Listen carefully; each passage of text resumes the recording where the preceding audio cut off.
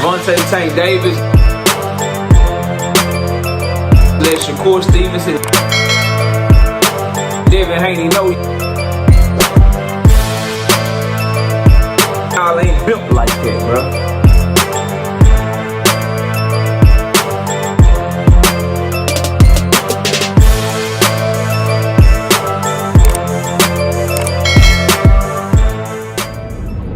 Turki Al-Sheikh is saving boxing, KO. He's saving boxing, bro. Did you see the card, the Riyadh season card, February 22nd? He is saving boxing. Let's talk about that sentiment in this video, man. Smash the like button, subscribe to the channel, share the video, turn on your notifications. Catch me live Monday, Wednesday, and Thursday night at 7:30. I'm also live every Sunday morning with the Singing OG KQKC Boxing Network at 9 a.m. I ask that you join the channel as a member. Drop super chats when you come by the live streams and the videos that we do. And if you want to debate, knockoutboxing86 at yahoo.com is the email address. Obviously, tonight we'll be talking about the Tank Davis Lamont Roach press conference. But I did want to focus in on what Turki Al-Sheikh is doing in the sport of boxing and what this Riyadh season card that he has February 22nd. I wanted to talk about that in detail because you have a lot of people that really be on Turki Al-Sheikh nuts, for lack of a better word or a better term, right? Then you have a lot of detractors. Me, honestly, people think I'm a Turki Al-Sheikh hater. I think I'm somewhere in the middle. I think the man is good for boxing in terms of the fights that he's putting on. I just don't subscribe to this savior that y'all think he is, and I know that what he's doing right now is not sustainable and it's not going to be something long term that will be able to last. And having an idea of fighting, which is boxing, which is a global sport, having the idea of it only being Saudi Arabia, that those are the things I don't like. But let's talk about what Turki Al-Sheikh is actually saving, because he is saving something, and it's something to be said for what he's doing in the sport of boxing. First, let's talk about the fact that the card is phenomenal. As I said on our live stream yesterday, that February 22nd card, if you're complaining about that card or you have anything negative to say about that card with the fights that are on that card, then you're not a boxing fan. For just not mentioning any words, then you're following the wrong sport. Go follow tennis. Go follow backgammon or golf or something, because boxing is not the sport for you if this is not a card that you can't get excited about. If you're not excited about it being $25 for pay-per-view, then again, I don't know what to tell you. The things not to be excited about, if you want to nitpick, the fight being in Saudi Arabia and not one Saudi Arabian fighter being on the card. Fans can't really go to the fight of these fighters. You won't see a single Shakur Stevenson fan be able to attend the fight. You won't see any Floyd Schofield fans. You won't see any Virgil Ortiz fans able to go to the fight. That's the downside. Like, the fight card is not accessible to your everyday boxing fan. Just the nature of the fight being in Saudi Arabia. But the card is a great card, and you can't complain about the card. Now, and then obviously always the time shit, right? As an American boxing fan, this card is going to be going down February 22nd. Selfishly, that's my wife's birthday weekend, so she gonna get priority. I may not be able to watch all the fights, if any, if it's something else we doing for her birthday. And then it's in the middle of the day on a goddamn Saturday, bro. Card gonna start at like 11 a.m. and it's gonna be over like 5 p.m. That's your whole goddamn Saturday afternoon. I hate that shit, bro. I hate that shit. As I said just a minute ago, wife, kids, I got shit to do on Saturday afternoons, bro. I can't sit in front of TV for 8 hours on a Saturday, so that's the downside of it. Now, the overall point of this video, Turki Al-Sheikh is saving boxing. Turki Al-Sheikh is putting PBC on notice. Turki Al-Sheikh is dominating the game, so forth and so on. couple of points of order. That card is fire. In between that card, you got David Benavidez and David Morrell with a fire-ass fight card put together for them. And you also got Tank Davis versus Lamont Roach with another fire-ass fight card on March the 1st. So, PBC's doing just fine. The majority of the people, for some reason, that love Turki Al-Sheikh, they want him to have no competition. It's crazy to me. You like when Al Heyman was trying to take over the game, people hated monopolies. They didn't want one entity running boxing. But when it's Turki, people seem to like Turki, the idea of Turki running boxing, and more than they like the idea of Al Heyman. Even though Al Heyman was trying to do it here in America, Turki's trying to get control of the game and take everything to Saudi Arabia.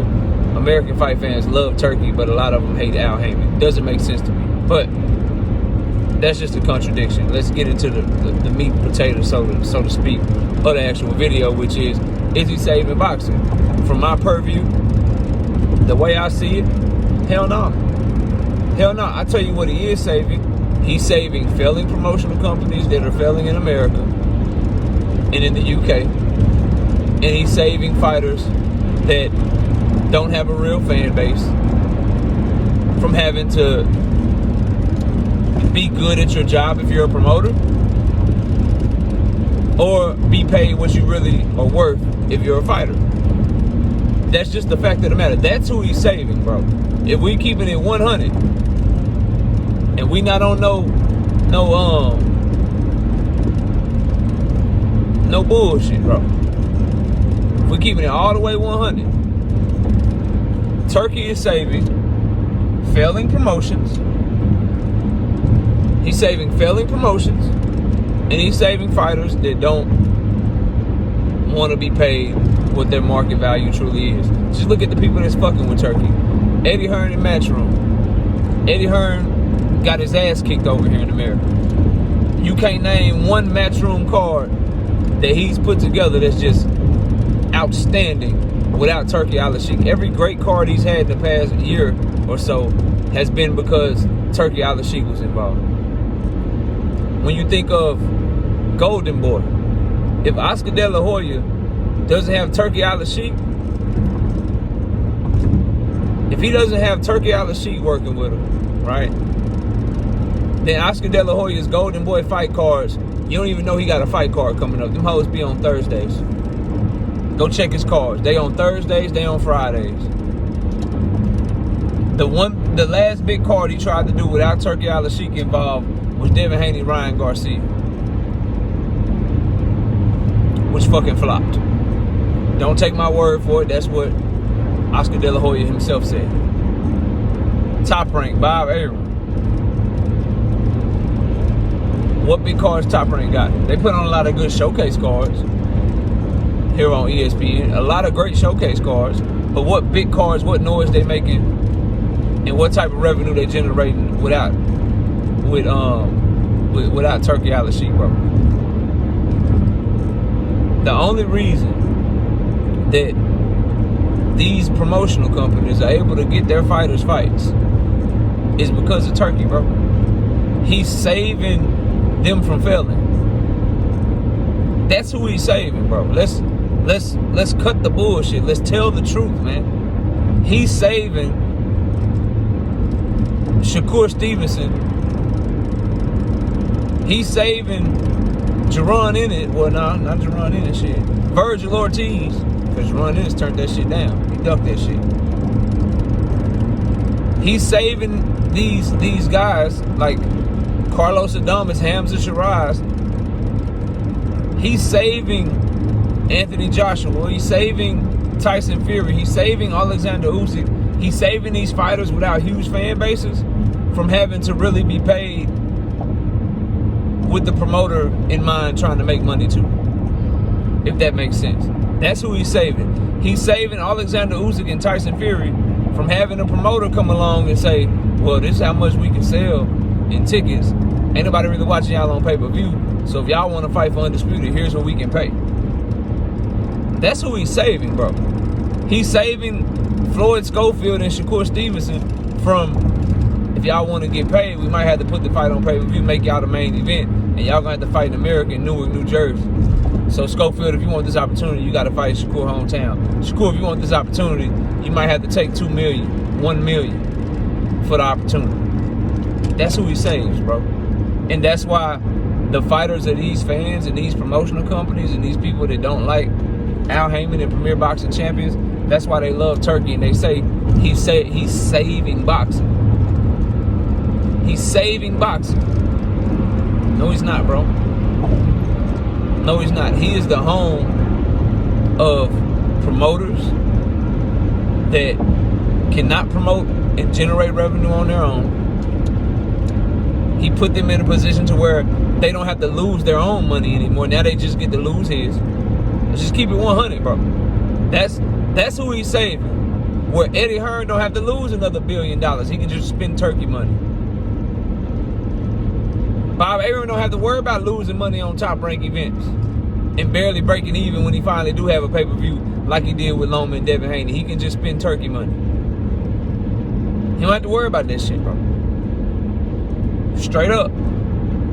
Oscar De La Hoya don't have to worry about Ring Magazine being sucky and losing its luster. He can just find a fool to sell it to in Turkey and get some M's off of that shit. He don't have to worry about Golden Boy finding a way to finally get Saturday fight nights and not have to fight on Thursday. College night at the club, college night at the bar and shit. Not fight on Friday. TGIF and shit, where people trying to go out with their wives and husbands and girlfriends and boyfriends and shit. He don't have to worry about trying to move back to Saturday and try to generate revenue on his own events. He just can get that Turki money, bro. Those are the people that he's saving. Promoters that fucking suck at doing their job. That's who he's saving. Fighters that want $4 million guaranteed, but they live gate do $1 million. That's who he's saving, bro. That's like, y'all get so lost in the sauce that you don't want to tell the truth. He's making it to where fight fans want to be stupid and act like it's sustainable. Losing money hand over foot is not sustainable. He's either going to get the fuck out of boxing or his model is going to drastically change. This is a great card, a phenomenal card. Phenomenal.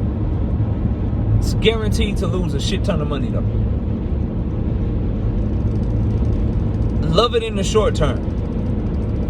But what you guys need to do is wise up and quit acting like it's a long-term solution. Great for the short term. But long term, do you want your fights in Saudi Arabia? Long term, do you want a bunch of more spoiled fighters when Turki leave and he was paying them? Now they got to go negotiate with other promoters and they acting like they still deserve that type of money he was paying them, and now you don't get no fights and it's a even worse Cold War than it already was. Do you really want that, bro? For your sport? I've been telling y'all everything is going back to Saudi Arabia because they pulled him back. They've already pulled the reins back on him in Saudi Arabia a minute ago. Great card, phenomenal card.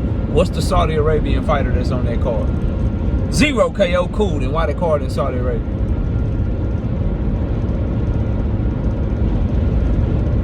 The Tyson Fury Alexander Usyk card, Saudi Arabia. Yeah. How many fighters from Saudi Arabia on that card? 0 KO, cool. Why they ain't fighting in the UK or some shit? So ride the gravy train. Ride that shit. It's not sustainable though, bro. It's not at all. So, is Turki saving boxing? Nah. But he is saving people that suck at their job right now. And eventually, that shit's gonna wise up and people gonna have to get back to promoting, get back to building fighters, get back to selling tickets if you're a fighter, get back to having a fan base if you're a fighter.